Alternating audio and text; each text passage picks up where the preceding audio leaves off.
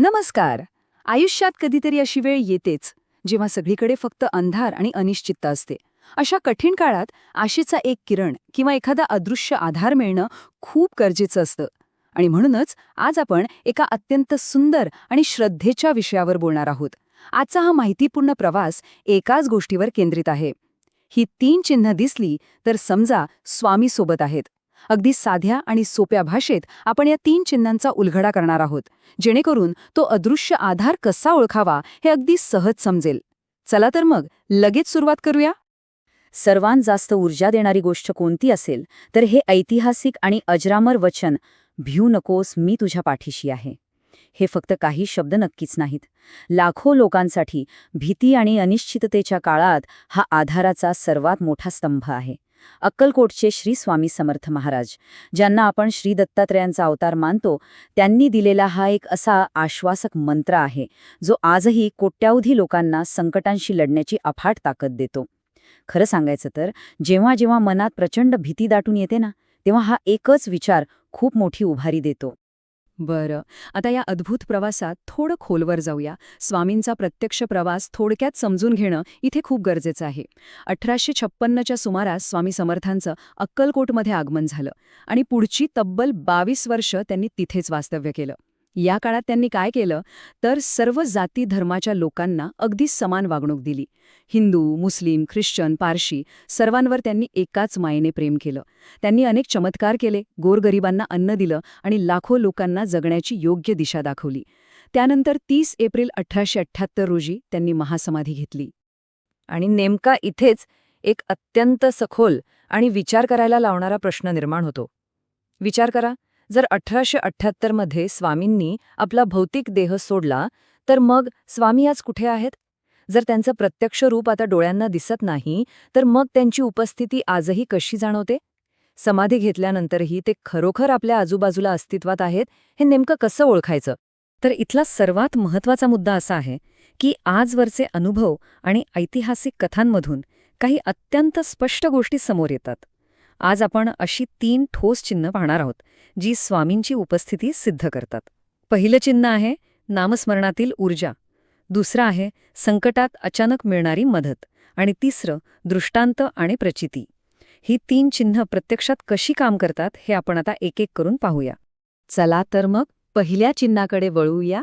चिन्ह 1, नामस्मरणातील ऊर्जा. दिसायला अत्यंत साधं वाटणारं हे नामस्मरण आध्यात्मिकदृष्ट्या किती शक्तिशाली आहे याची कल्पनाही करवत नाही. श्री स्वामी समर्थ हा केवळ एक साधारण जप नाहीये, तर तो एक बीज मंत्र आहे. आता बीज मंत्र म्हणजे काय? तर ज्यामध्ये प्रचंड आणि अथांग ऊर्जा सामावलेली असते असा मंत्र. कधीकधी संकटाच्या वेळी जेव्हा काहीही सुचत नसतं, सगळीकडे अंधार वाटतो, तेव्हा केवळ या नामाचा उच्चार करून पहा. एक वेगळीच सकारात्मक ऊर्जा अंगात संचारते, मनातील भीती कुठल्या कुठे पळून जाते आणि कोणीतरी अत्यंत सामर्थ्यवान शक्ती आपलं रक्षण करत आहे याची अगदी स्पष्ट जाणीव होते. हीच तर स्वामींच्या अस्तित्वाची पहिली आणि सर्वात मोठी खूण आहे. आता लगेचच आपण दुसरं चिन्ह पाहूया. चिन्ह 2, संकटात अचानक मिळणारी मदत. आयुष्यात असे काही प्रसंग येतात ना, जेव्हा सगळ्या बाजूने दरवाजे बंद झाल्यासारखे वाटतात, पण अगदी अशाच क्षणी कुठून तरी अचानक अकल्पित अशी मदत मिळते. हे समजून घेण्यासाठी तारक मंत्रातील ही ओळ नक्की पहा. अशक्यही शक्य करतील स्वामी. जेव्हा मनात विचार येतो की आता काहीही होऊ शकत नाही, संपलं सगळं, अगदी तिथेच हा मंत्र एक अभेद्य चिलखत बनून उभा राहतो. माणसाच्या आवाक्या बाहेरच्या गोष्टी, अगदी अशक्य वाटणाऱ्या गोष्टी पूर्ण करण्याचं सामर्थ्य स्वामींच्या कृपेत आहे, हा तो अढळ विश्वास आहे. आणि हे अगदी उत्तमरित्या स्पष्ट करतं की स्वामींचा चमत्कार प्रत्यक्षात कसा काम करतो. रामपूरच्या रावजी भक्ताची ही नोंदवलेली ऐतिहासिक कथा खरंच ऐकण्यासारखी आहे. रावजींनी 50 लोकांसाठी स्वयंपाक केला होता, पण स्वामींच्या आगमनाची बातमी वाऱ्यासारखी पसरली आणि अचानक शेकडो लोक तिथे गोळा झाले. आता एवढ्या लोकांना जेवण कुठून आणायचं हा मोठा प्रश्न होता. पण स्वामींनी शांतपणे रिकाम्या टोपल्या आणायला लावल्या, त्यात देवतांच्या मूर्ती आणि अन्न ठेवून ते वाटायला सांगितलं. आश्चर्य म्हणजे शेकडो लोकांनी पोटभर जेवण करूनही ते अन्न काही संपलं नाही. यालाच तर अन्नपूर्णा सिद्धी म्हणतात.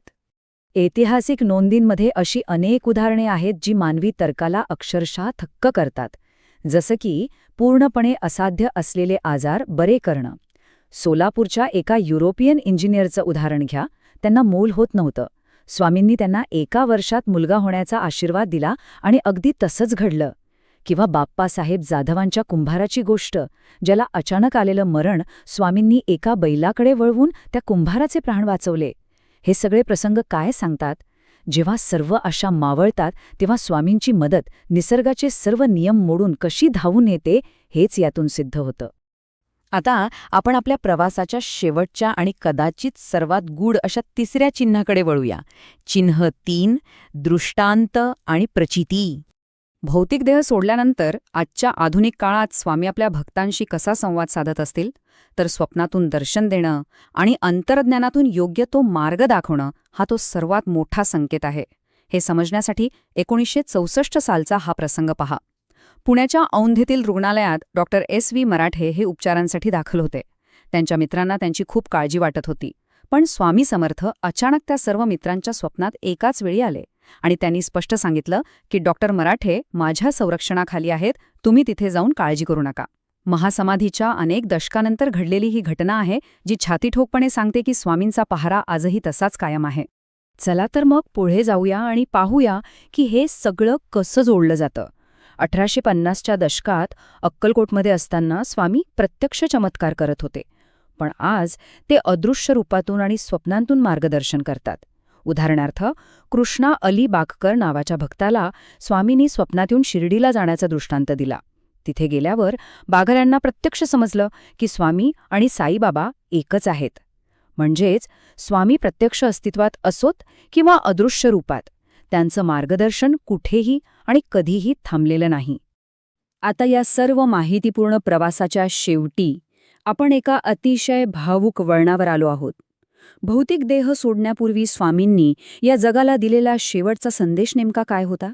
असा कोणता शब्द होता जो आजही आशेचा सर्वात मोठा किरण बनून राहिला आहे? तो शब्द, ते वचन नेमकं काय होतं?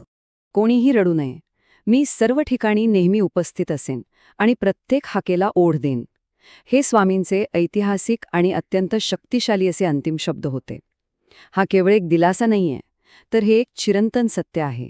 आज आपण पाहिलं की नामातून, अचानक मिळणाऱ्या मदतीतून आणि दृष्टांतातून स्वामी आपल्यासोबत असल्याची जाणीव अगदी स्पष्टपणे होते.